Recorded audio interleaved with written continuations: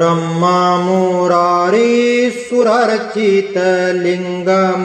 निर्मल भासित शोभितलिङ्गं जन्मज दुःख विनाशकलिङ्गं तत्प्रणमामि सदा शिवलिङ्गं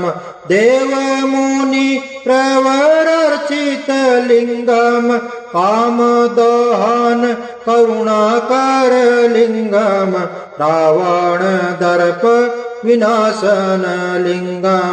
तत्प्रणमामि सदा शिवलिङ्गं सर्वसुगन्धि सुलेपितलिङ्गं बुद्धिविवर्धन कारणलिङ्गं सिद्धसुरासुर वन्दितलिङ्गं तत्प्रणमामि सदा शिवलिङ्गं